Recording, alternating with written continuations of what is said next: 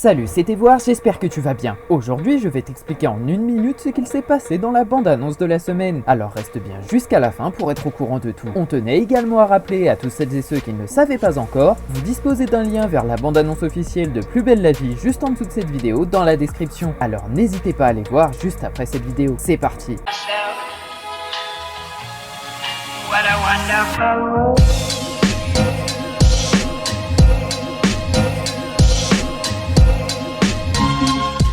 Lors de la dernière semaine de Plus belle la vie, Thomas Marcy a malgré lui dû rendre le petit bébé Romy à sa mère, après s'être enfui avec le nourrisson en espérant pouvoir s'en occuper tout au long de sa vie. Mais malgré une grande tristesse, le patron du Mistral a réalisé qu'il aimerait peut-être adopter un enfant, ce qui n'a pas vraiment plu à Gabrielle et qui a donc fait monter le couple dans les tours au point où Thomas se sent désormais prêt à divorcer de son mari qu'il aime pourtant à la folie. Pour cette semaine dans Plus belle la vie, la joie et la bonne humeur règnent à Marseille à l'approche de l'anniversaire des 1 an du nouveau quartier et du nouveau bar du Mistral qui a déjà retrouvé une clientèle des plus fidèles malgré le drame. Tous les étudiants de la résidence Massalia s'impatientent de vivre cet événement et Thomas semble même prêt à sortir le champagne et le menu festif avec l'aide de Barbara pour l'occasion qui ne se représentera pas avant l'année prochaine. Gabrielle va de son côté replonger dans un terrible cauchemar sans fin et tout ça dans le dos de son pauvre mari qui a encore du mal à accepter ses erreurs passées et qui risque encore une fois de tomber de haut en découvrant la vérité. En effet, le docteur Rivas est encore mis dans un sale pétrin et depuis l'annonce du divorce avec Thomas, son addiction pour les jeux de hasard a repris le dessus, mais il pourrait cette fois-ci être confronté à de dangereux mafieux qui ne sont pas là pour lui faire de cadeaux. Puis après beaucoup d'hésitation, Léa Nebou accepte enfin de parler de sa terrible maladie à son mari Jean-Paul et c'est le choc pour l'homme qui apprend que sa femme a surmonté tout ça toute seule. Heureusement, Léa est une personne forte et le policier aura quant à lui le soutien d'Ariane et les autres dans ce drame, ce qui aidera le couple et leur famille à surmonter cette horrible épreuve de la vie. La vidéo explicative est terminée, j'espère qu'elle t'a plu, si c'est le cas n'hésite pas à déposer ton like et éventuellement à t'abonner pour suivre les prochaines vidéos. Salut.